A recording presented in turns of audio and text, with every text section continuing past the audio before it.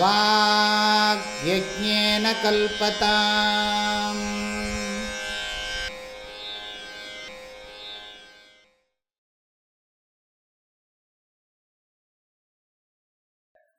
ஆப்தோக்திம் கனனம் ததோபரிஷிலா அபாகர்ஷணம் ஸ்வீக்ருதிம் நிக்ஷேபஸ் சமபேக்ஷதே நஹி பஹிஹ சப்தைஸ்து நிர்கச்சதி தத்வத் பிரம்மவிதோபதேசமனன தியானாதிபிர்லப்யதே மாயா காரியதிரோஹிதம் ஸ்வமமலம் தத்வம் ந துர்யுக்திபிஹ ஆப்தோக்திம் கனனம் ததோபரிஷிலா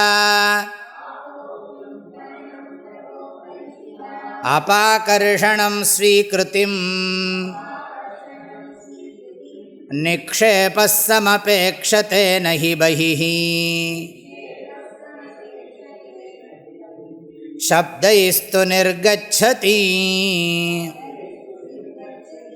தத்வத் பிரம்மவிதோபதேசமனன தியானாதிபிர்லப்யதே மாயா காரியதிரோஹிதம் ஸ்வமமலம் தத்வம் ந துர்யுக்திபிஹ. ரொம்ப அழகான ஸ்லோகம். அதாவது நிறைய பேர் குருக்கிட்ட படிக்காமையே அகம் பிரம்மாஸ்மிலாம் சொல்லிகிட்டு இருக்காங்க. சம்பிரதாயமாக படிக்காமல் சும்மா சிவோகம் சிவோகம் சொல்லிகிட்டே இருக்கிறது. கேட்டால் எப்போ பார்த்தாலும் சிவம், முருகா சொல்கிற மாதிரி சிவோகம் சிவோகம் அப்படிங்கிறது. சிவோகம்னா என்னப்பான்னா அது தானாக புரியும்பான். அப்போ சிவோகம் பிரம்மாகம் அப்படின்னா இப்படிலாம் சாஸ்திரத்தை குருமுகமாக படிக்காமல் சொல்கிறது தப்பு அப்படிங்கிறதும் ஒரு அர்த்தம் இருக்குது இதில். இப்போ நம்ம படிக்கிற இந்த ஸ்லோகங்கள்லேருந்து வெறுமனை படிச்சுட்டு வெறுமனை இது பண்ணினா போராது, வேதாந்த சாஸ்திரத்தை குருமுகமாக படிக்கணுங்கிறது விஷயம் தெரிஞ்சு நீ என்கிட்ட வந்திருக்கேங்கிறார். வேதாந்த சாஸ்திரத்தை குருமுகமாக படித்தாதான் அந்த சப்தங்களுக்கெல்லாம் அர்த்தம் விளங்கும். வேதாந்த சப்தங்களை வெறுமனே நமக்கு தெரிஞ்ச யுக்தியெல்லாம் வைத்து கொண்டு பேசக்கூடாது. அதாவது அவங்க காலத்தில் இருந்திருக்கும் போல் இருக்குது அசம்பிரதாயமாக சாஸ்திர விசாரம் பண்ணுறது. அதனால தான் இதெல்லாம் சொல்கிறார். அதாவது சும்மா எனக்கு தான் எல்லா சாஸ்திரமும் தெரியுமே, இதுக்கு போய் நான் குருக்கிட்ட போய் படிக்கணுமாகும் அப்படின்னு நினைக்கக்கூடிய சில பேர் இருக்கலாம், அவர்கள் இருந்திருக்கலாம். அவர்களையெல்லாம் மனசில் வச்சுன்னு தான் இந்த ஸ்லோகம் சொல்லியிருக்கார் அப்படின்னு நாம் ஊகம் பண்ணி புரிஞ்சுக்கணும். இப்போ இங்கே என்ன சொல்கிறார், ஒரு இடத்துல புதையல் இருக்குதுன்னு ஒருத்தன் சொன்னான். புதையல் இருக்குதுன்னு ஒருத்தன் சொன்னான். அங்கே புதையல் இருக்குதுன்னு சொன்னால் அந்த இடத்துல போய் இவன் என்ன பண்ணணும், முதல்ல அந்த கல்லெல்லாம் தோண்டி அந்த புதையலை இவன் அடையணும். அங்கே இருக்கிற புதையல் இருக்கான் புதையல் இருக்கான் புதையல் இருக்கான்னு வாயிலே சொல்லிகிட்டு இருந்தால் புதையல் கிடைக்குமா? அந்த புதையலை அடைய முடியுமா? இது விவகாரத்தில். இவன் வைராக்கியம் இருக்குது, இவனுக்கு எதுக்கு புதையலுங்களாம், அது வேறு விஷயம். புதையல் இருக்குதுன்னு தெரிஞ்சுது, இந்த இடத்துல புதையல் இருக்குது தெரியறது. ஏதோ இப்போ இதெல்லாம் சேட்டலைட்டே சொல்கிறது, பூமிக்குள்ளே எங்கே வைரம் இருக்குது சொல்கிறது, வைரமெல்லாம் எங்கே இருக்குதுன்னு கரெக்டாக சொல்கிறது, பிளாட்டினம் எங்கே இருக்குதுன்னு சொல்கிறது, கோல்டு எங்கே இருக்குதுன்னு சொல்கிறது, பெட்ரோல் எங்கே இருக்குதுன்னு சொல்கிறது. சேட்டலைட் அவ்வளோ தூரத்துலேருந்தே சொல்லிவிடுறது. அந்த சேட்டலைட்டை பிளான் பண்ணி அனுப்பிச்சது யார்? நம்ம தான். நம்ம தான் இங்கேருந்து சேட்டலைட் அனுப்புகிறோம். அப்போ என்ன என்ன என்ன சேர்த்தா என்ன எக்யூப்மெண்ட்டை போட்டால் அது கரெக்டாக சொல்லும் நமக்கு தெரியும். இது பௌத்திக விஞ்ஞானம் சொல்கிறது. எங்கே வாட்டர் சோர்ஸ் இருக்குது, எங்கே வாட்டர் போகிறது எல்லாத்தையும் சேட்டலைட் கரெக்டாக சொல்கிறது.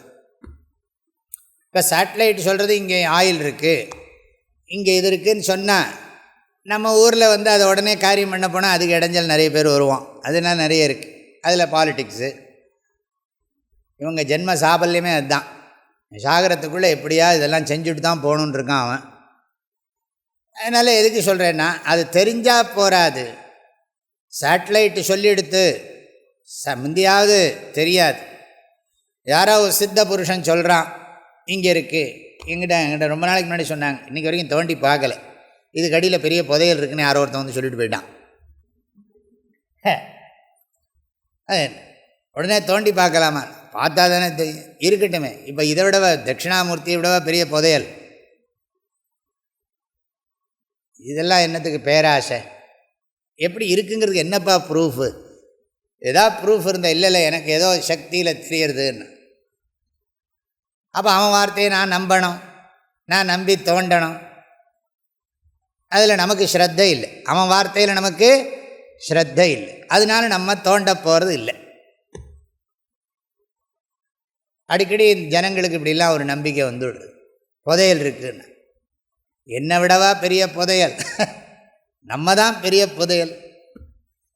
மனிதனாக இருக்கிறத, மனிதனுக்கு இது வந்து ஜட புதையல், நான் அறிவு புதையல். அறிவு புதையல் இருக்கிற போது இந்த புதையலாக வேணும்.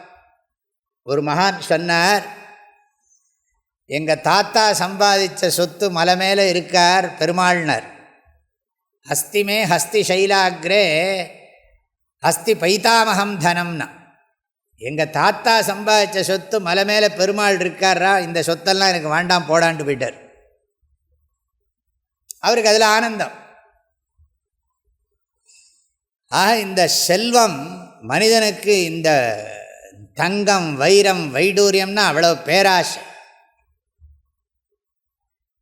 அதனால் இல்லை நீ திருக்குறள் படித்தா அதை விட நல்லா இருக்கும்னா, யாருக்கு வேணும் திருக்குறள்?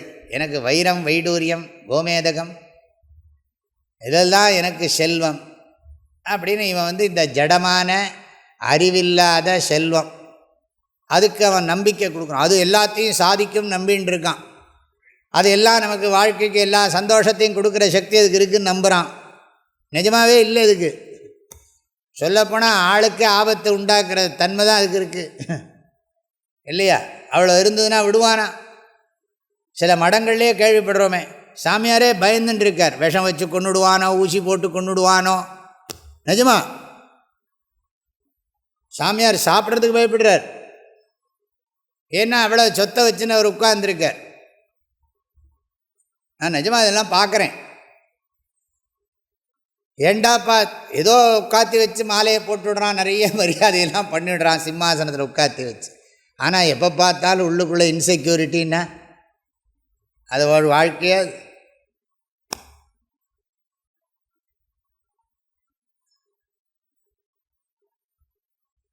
இருக்கட்டும், இங்கே உதாரணத்துக்காக வந்தேன். அதாவது ஜனங்களுக்கு அந்த செல்வம்னா அப்படி ஒரு ஆசை, அது ஒரு மாயை, அவித்யா மாயா. வாழ்க்கைக்கு செல்வம் வேணும், இல்லைன்னு சொல்லலை. செல்வம் எதுக்காக? புண்ணிய காரியங்களை பண்ணுறதுக்காக தான் செல்வம். ஏதோ நம்மளை சாப்பிடணும், நமக்கு இந்த உடம்புக்கு துணி வேணும், சாப்பிடணும், இருக்கிறதுக்கு ஒரு இடம் வேணும், உடம்பை காப்பாற்றணும். அதுக்கு மேலே என்னத்தை பண்ண முடியும் பணத்தை வச்சுண்டு? ஆனால் இவங்க அதை பார்த்து பார்த்து ஒரு ஆனந்தம், தன தரிசனானந்தா பேருக்கு உண்டு. பணத்தை எல்லாம் கட்டுக்கட்டாக பார்த்து, பீரோவை திறந்து பார்த்து, ஆஹா ஒரு தரிசனம் பண்ணி, அதுக்கு பிரதட்சணம் பண்ணி, நமஸ்காரம் தூப தீபம்லாம் காமிச்சு எல்லாம் பண்ண வேண்டியதான். அப்படி ஒரு இது. சரி, இந்த ஜனங்களுக்கு புதையல் இருக்குதுன்னு தெரிஞ்சு அந்த காலத்தில் அப்படி தான் வைப்பாங்க. பேங்க்கெல்லாம் கிடையாது. எல்லாத்தையும் சட்டியில் போட்டு பானையில் போட்டு தாத்தா வாழை மரத்துக்கடியில் அந்த அடியில் புதைச்சி வைக்கிற பழக்கம். இவன் எதையோ தோண்டுவான், அதுக்கு என்னவோ வரும். சில சமயம் இவன் எதுக்கோ கட்டடத்துக்கு தோண்டுவான், திடீர்னு பார்த்தா எல்லாம் கிடைக்கும். அதனால் யாரோ சில பேருக்கு இந்த மாதிரி சக்தியெல்லாம் உண்டு. அது நம்பிக்கை உள்ள ஒருத்தன் சொல்கிறான், அவன் சொல்கிறத நம்புகிறான். இந்த பார், ஒரு சாமியார்கிட்ட போகிறான். அந்த சாமியார் சொல்கிறார், உங்கள் வீட்டு தோட்டத்தில் இந்த பின் கதவுலேருந்து ஒரு 70 அடி போனியானா, அதுக்கு கிழக்க மேற்கு அப்படின்லாம் எல்லாம் சொல்லி, அங்கே ஒரு கீழே ஒரு 10வது அடியில் ஒரு பெரிய மண்பானை இருக்குது. அந்த மண்பானையில் உங்கள் தாத்தா உங்கள் பாட்டியோட நகையெல்லாம் இருக்குது. அப்படின்னு சொன்னான்னு வச்சுங்க. அவன் வார்த்தை இவன் நம்புறானா இல்லையா? நம்புறான். நம்பின உடனே என்ன பண்ணுவான்? போய் மனைவியிட்ட சொன்னான். ஃபஸ்ட்டு முதல் வேலை அது நீ எடுத்தப்பறம் தான் அவனுக்கு சோறுன்ட்டாவும். அப்போ இவன் என்ன பண்ணான்? அந்த வார்த்தையை நம்பி அவளும் நம்பிட்டா. நம்புறது ரொம்ப முக்கியம், ஞாபகம் வச்சுக்கோ, ரொம்ப இம்பார்ட்டண்ட்டு. நம்பிட்டான். அவன் சொன்ன அந்த சாமியார் சொன்னதை நம்பிட்டான். நம்பினதுனால என்ன பண்ணான்னா, இது யாருக்கும் தெரியக்கூடாது. பக்கத்து வீட்டில் அண்ணன் இருக்கான், அவங்களாம் இருக்காங்க, அந்த பக்கம் இருக்காங்க, இவங்க வீட்டில் தான் இருக்கான். அது யாருக்கும் தெரியாமல் எடுக்கணும். சும்மா இது பில்டப் பண்ணுறேன். அதெல்லாம் ராத்திரி 2 பேரும் சேர்ந்து, யாருக்கும் கூப்பிட்டா அவனுக்கு தெரிஞ்சு போயிடுமே, 2 பேரும் வாங்குன்னு ஆசையில் அதை தோண்டி கடைசியில் 10வது அடிக்கு போனால் இன்னும் சட்டி இருக்குது. சட்டியில் பார்த்தா 4 என்னவோ மண் சட்டி இருக்குதுன்னு வச்சுக்கோ, இல்லை நகையே கிடச்சுடுத்து. ஆனால் இருக்கான்னு சொல்லிகிட்டு இருந்தால் பிரயோஜனம் உண்டோ? தோண்டணும். அது திருஷ்டாந்தம் இங்கே. அது மாதிரி நான் நிறைவானவன் என்று கேள்விப்பட்டால் பிரயோஜனம் இல்லை, அந்த வார்த்தையை நம்பினாலும் பிரயோஜனம் இல்லை. தொடர்ந்து கிளாஸ் அட்டன் பண்ணணும், அதில் வர்ற சந்தேகத்தை போக்கிக்கணும், தியானம் பண்ணணும். அப்போத்தான் நான் நிறைவானவன் என்பதை நன்றாக உணர முடியும் அப்படின்னு சொல்கிறார். எப்படி லௌகிகத்தில் ஒரு புதையல் இருக்குதுன்னு ஒருத்தன் சொன்னால் அந்த வார்த்தையை முழுக்க நம்பி அது வெறுமனை சொல்லிகிட்டே இருக்காமல் அதுக்கான முயற்சி எடுத்து அந்த இடத்துல தோண்டி அந்த செல்வத்தை அடைகிறானோ, அப்படி நீ நிறைவானவன் கேள்விப்படுறான். எல்லாரும் சொல்கிறாங்க, நீ இப்படிலாம் எஃபர்ட் எடுக்காதே, நீ இந்த இதிலெல்லாம் இந்த புருஷார்த்தமெல்லாம் புருஷார்த்தம் இல்லை, நீயே அந்த நிறைவாக இருக்கிறாய்னு சொன்ன உடனே குருக்கிட்ட போய் திரும்ப சாஸ்திர ஸ்ரவணம் பண்ணி மனனம் பண்ணி நிதித்தியாசனம் பண்ணி அதை உணர்றான். அகம் பூர்ணஹா அஸ்மி, அகம் விஸ்வம்புவனமப்யபவாம் சுவர்ணஜ்யோதி அகமன்னம் அப்படின்னு உணர்றான். அப்படிதான் பிரயோஜனம் உண்டு, எஃபர்ட் எடுக்கணும்னு திரும்ப சொல்கிறார். படிப்போம் இங்கே. ஆப்தோக்திம், இந்த இதில் என்ன இருக்குன்னா, நிக்ஷேபா நிர்கச்சதி. நிக்ஷேபான்னு சொன்னால் புதையல், செல்வம், நிதி. அப்படி இருக்குன்னா அது என்ன பண்ணணும்னா, அதை பார்த்தவன் வச்சவன் ஒருத்தன் இருப்பான். எனக்கு தெரியும் உங்கள் தாத்தா வச்சார் அப்படின்னு யாரோ ஒருத்தன் சொல்கிறான். உங்கள் தாத்தா வச்சிருக்காருன்னு சொல்லி இன்னொருத்தர் தெரிஞ்சவர் எனக்கு சொன்னார், நாளைக்கு என் பேர குழந்தைங்க வந்தால் அவங்களுக்கு சொல்லுன்னு சொல்லிவிட்டு தான் போனார் அப்படின்னு சொல்கிறார். அப்போ அவர் வார்த்தையை நம்பணும். இல்லாட்டி இன்னொன்று இருக்குங்கிறார் அவர். அதுக்குன்னு ஒரு ஸ்பெஷல் மையெல்லாம் இருக்கான், அஞ்சன விசேஷாதினா அப்படிங்கிற, அதுக்கு ஏதோ ஒரு மையெல்லாம் இருக்கான். அதெல்லாம் தடவிண்டா அது தெரியுமா. அதை தெரிஞ்சு எப்படியோ அப்படி ஒரு புதையல் இருக்குங்கிறத மந்திர மாயங்களாலேயோ இல்லை பெரியவங்களாலேயோ ஆப்த உக்திம்னா என்ன அர்த்தம்? நம்பிக்கைக்கு உரியவருடைய வார்த்தையை, நம்பிக்கைக்கு உரியவருடைய வார்த்தையை ஸ்ருத்வான்னு போட்டிருக்கணும். ஆப்தோக்திம் ஸ்ருத்வா, ஸ்ருத்வான்னு சப்ளை பண்ணிக்கணும். ஆப்தோக்திம் ஸ்ருத்வா, ஸ்ருத்வா. அப்புறம் கனனம், கனனம்னா பூமியை தோன்றது. கனனம் கிருத்வா, கனனம் கிருத்வா, கனனம்னா பூமியை தோன்றது. ததா உபரிசிலா அபகர்ஷணம் கிருத்வா. அதுக்கு ஷிலா, அதுக்கப்புறம் என்னென்னா அதுக்கு மேலே ஒரு பெரிய கல்லை வச்சுருக்கான், பெரிய பாறையை வேறு வச்சுருக்கான்.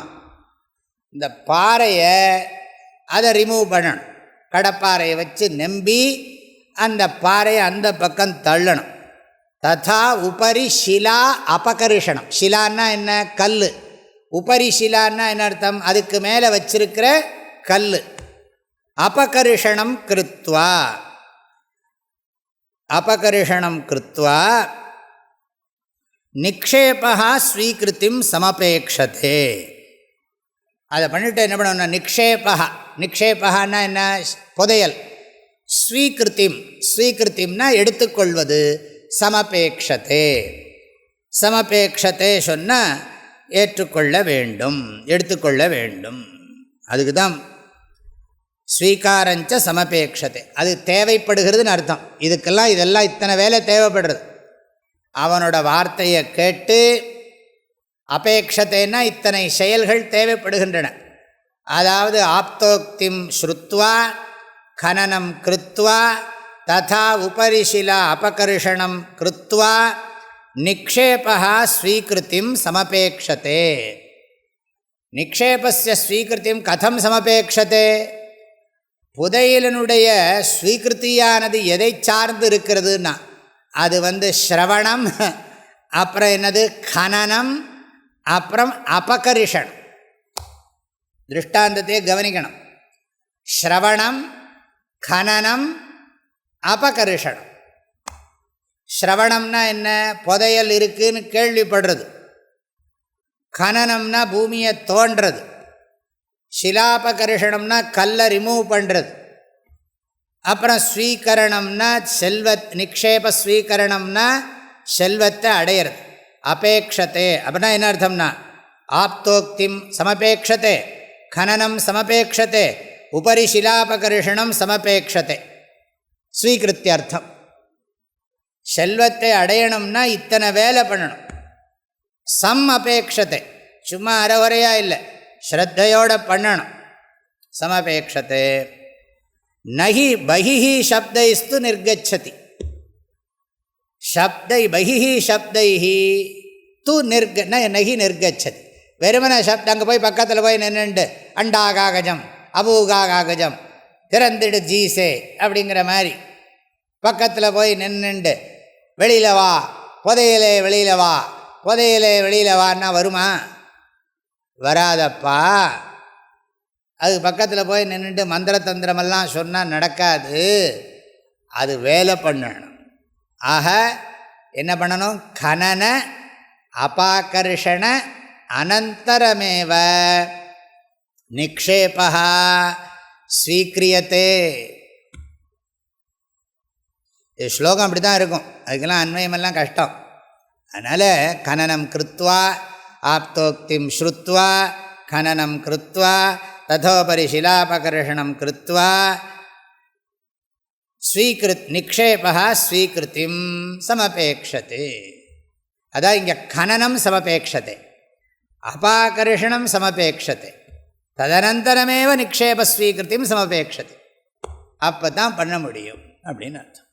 நகி பகிஹி சப்தைஸ்து நிர்கச்சதி. நம்ம பக்கத்தில் போய் நின்றுட்டு இருந்தால் அதுவே திடீர்னு மேலே எடுத்துக்கோ புதையலை அப்படின்லாம் சொல்லாது. நாம் எஃபர்ட் எடுக்கணும்னு அர்த்தம். அது மாதிரி தத்வத்து அதை போல பிரம்மவித்து உபதேச, பிரம்மத்தை அறிந்தவருடைய உபதேசத்தை ஸ்ருத்வா, உபதேசம் ஸ்ருத்வா போட்டுக்கணும். அப்புறம் மனனம் கிருத்வா தியானாதிபிஹி, தியானத்தினால் லப்யத்தே.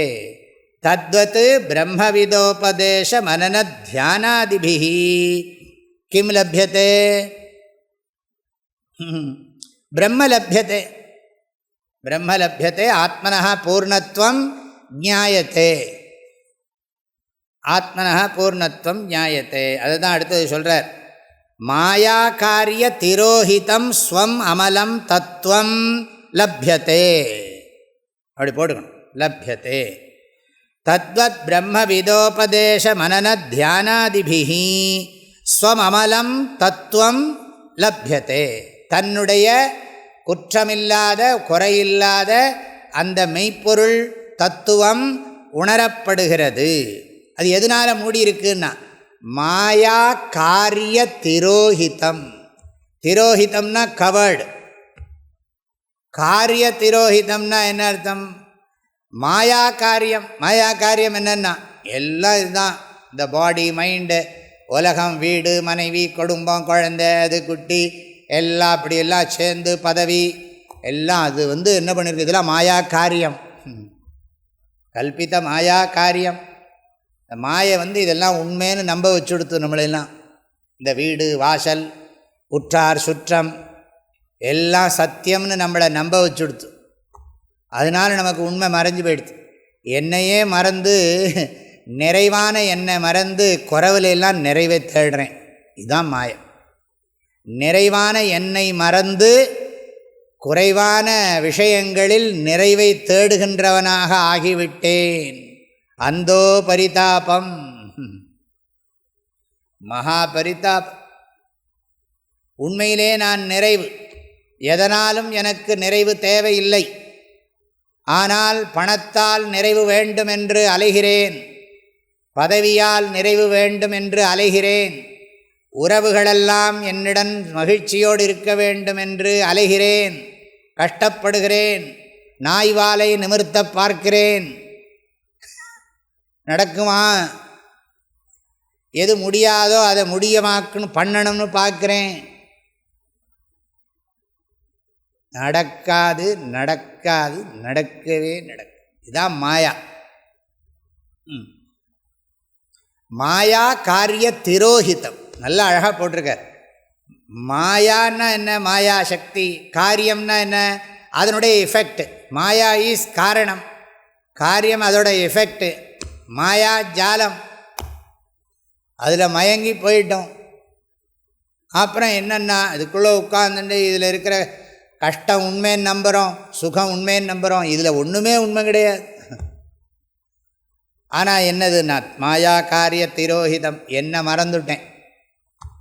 ஸ்வம் அமலம் ஸ்வம் லப்யத்தே, தன்னை அடைகிறான்னு ரொம்ப அழகான வார்த்தை.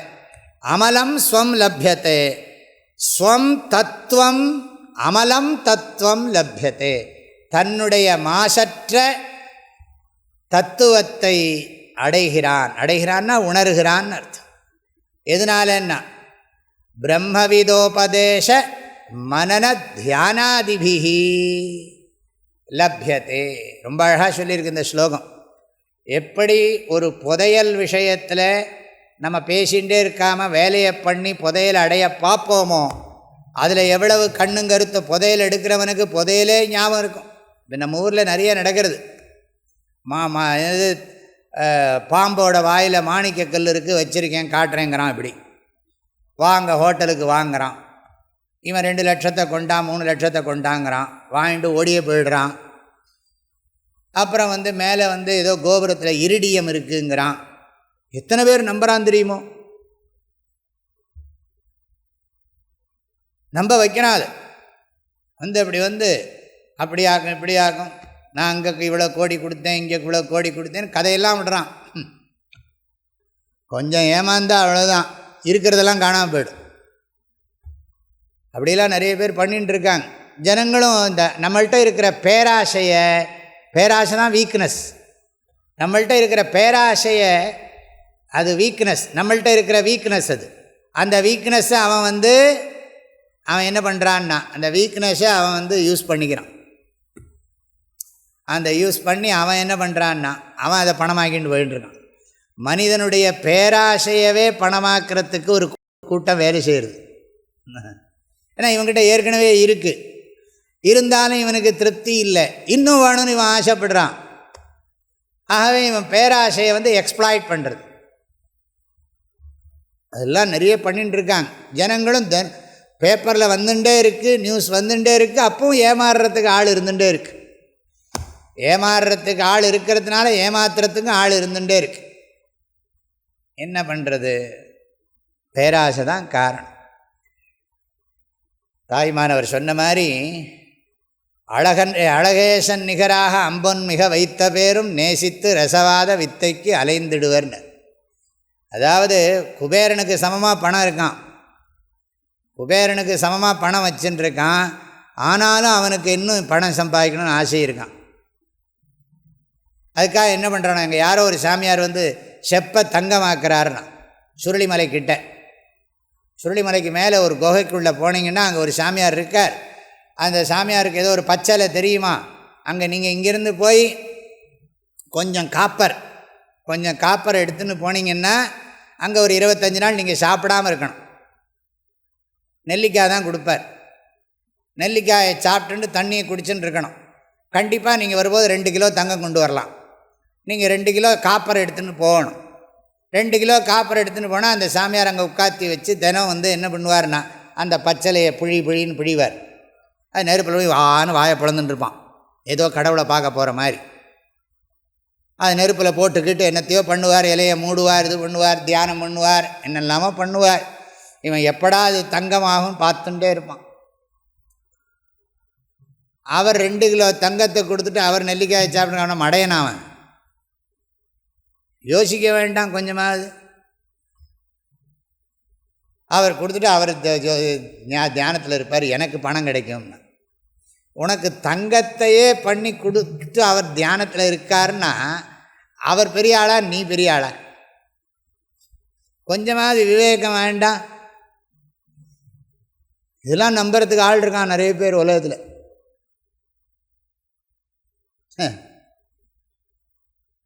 அதனால் என்னது, போதும் என்ற மனமே பொன் செய்யும் மருந்து. அதாவது மனசில் போதுங்கிற அந்த புத்தி இருக்கே, அதுக்கு ஈடு என கிடையாது. ஆனால் அதுக்கு ஞானம் வேணும். வைராக்கியமேவ தனம் நது தனம். மற்ற தனமெல்லாம் அர்த்தம் அனர்த்தம் பாவய நித்தியம் நாஸ்தி தத சுகலேஷ சத்தியம் புத்திராதபி தனபாஜாம் பீதி சர்வத்ரைஷா விஹிதா ரீதி மூடஜஹீஹி தனாகம திருஷ்ணாம் குரு சத்புத்திம் மனசி வித்ருஷ்ணாம் யல்லபசே நிஜ கர்மோபாத்தம் வித்தம் தேன வினோதய சித்தம். சங்கராச்சாரியர் சொல்கிறார், உனக்கு எது கிடைக்கிறதோ அதில் சந்தோஷமாக இருங்கிற. பணம்னு பேயா அலையாதேங்கிற. இருந்தால் பண்ணிட்டு போகிறோம், இல்லாட்டி நமக்கு என்ன சாப்பாட்டுக்கா குறைவு? பகவான் ஒன்றும் குறை வைக்க மாட்டார். நமக்கு பேராசை தாங்க முடியறது. ஆனால் இதில் பேராசை வரப்படாதோ, இந்த ஜென்மாவிலேயே நான் மோட்சம் அடையணும்னு ஆசை வரப்படாதோன்னா அது தீவிர முமுட்சுத்துவம் வர வேண்டாமா? தான் சொல்கிறார். தத்வத் பிரம்ம விதோபதேச மனன தியானாதிபிர்லப்யதே மாயாக்காரிய திரோஹிதம் ஸ்வமலம் தத்துவம் ந துர்யுக்திபிஹி. ஒரு வார்த்தை போட்டார். இந்த கட்ட யுக்தியினால் ஒன்றும் வந்துடாது. உட்காந்து பொறுமையாக படிக்கணும். இது என்ன பெரிய விஷயம்? ஆம் பிரம்மாஸ்மி அப்படின்னு சொல்லி ந துர்யுக்திபிஹி. துர்யுக்திபிஹிக்கு என்ன சொல்லியிருக்கார்? நைஷா தர்க்கேண மதிராப்பனேயா. அதாவது ஸ்ருதி, அந்த காலத்தில் இதெல்லாம் அந்த ஸ்ருதியை நம்பப்படாதெல்லாம் சொல்லின்னு இருப்பாங்க.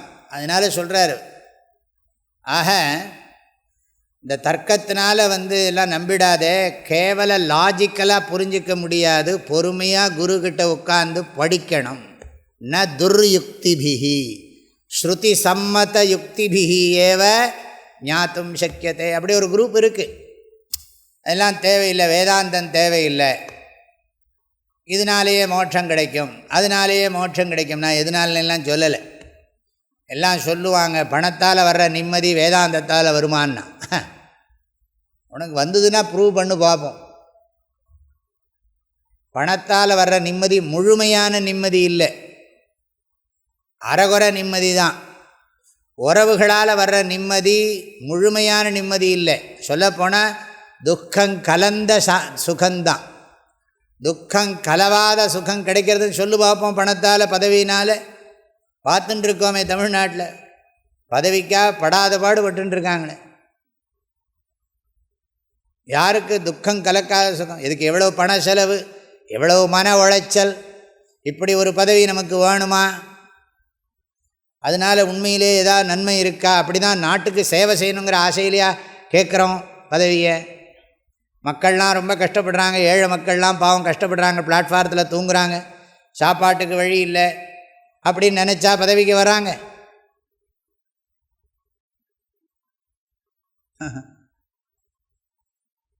அப்படி உண்மையான ஆசையோடு யார் வர? ஆக அதனால் முழுமையானது கிடையாது அப்படிங்கிறது தான் அர்த்தம். ஆக இது நிறைய விஷயங்கள்லாம் சொல்லியிருக்கார். யுக்தியெல்லாம் ந துர்யுக்திபிஹி. அங்கே எப்படி சொன்னார்? வெறும் சப்தத்தினால இல்லைன்னார். இங்கே என்ன சொன்னார்? துர்யுக்திபிஹி ந லப்யத்தே. அதாவது சாஸ்திர ஸ்ரவண மரண நிதித்தியாசனம் பண்ணாமல் கேவல தர்க்கத்தினால பூர்ணத்துவத்தை அடைய முடியாதுன்னு அர்த்தம். கேவல தர்க்கத்தினால பூர்ணத்துவத்தை அடைய முடியாது. தர்க்கஸ்ய அப்பிரதிஷ்டானாத் பிரம்மசூத்திரம் அப்படின்னு ஒரு சூத்திரமே இருக்கு. லாஜிக்கலால் ஒன்றும் நீ சாதிக்க முடியாது. லாஜிக்காக நீ ப்ரூவ் பண்ண முடியாது. பூர்ணத்துவம் ஹாப்பினஸ்ஸை இது பண்ண முடியாது. உண்மையான செக்யூரிட்டி, உண்மையான மனசாந்தி, உண்மையான சந்தோஷம் வேதாந்த ஸ்ரவண மரண நிதித்தியாசனத்தினால தான் வருமே தவிர கண்ட கண்ட யுக்தினாலெல்லாம் அடைஞ்சிட முடியாது. அதாவது என்ன சொல்கிறது,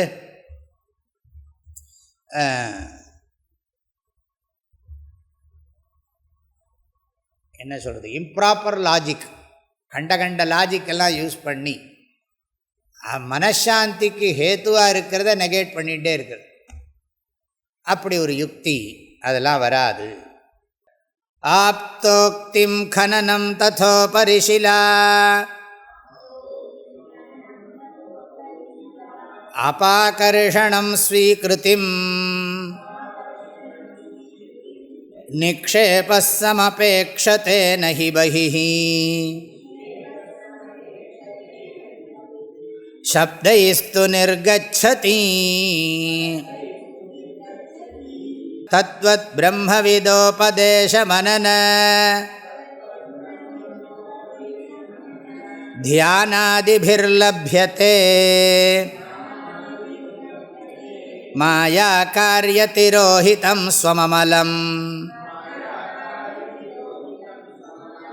தத்வம் ந துர்யுக்திபிஹி ஆப்தோக்திம் கனனம் ததோபரிஷிலா அபாகர்ஷணம் ஸ்வீக்ருதிம் நிக்ஷேபஸ் சமபேக்ஷதே நஹி பஹிஹி சப்தைஸ்து நிர்கச்சதி தத்வத் பிரம்மவிதோபதேச மனன தியானாதிபிர்லப்யதே மாயா காரியதிரோஹிதம் ஸ்வமமலம் தத்வம் ந துர்யுக்திபிஹி.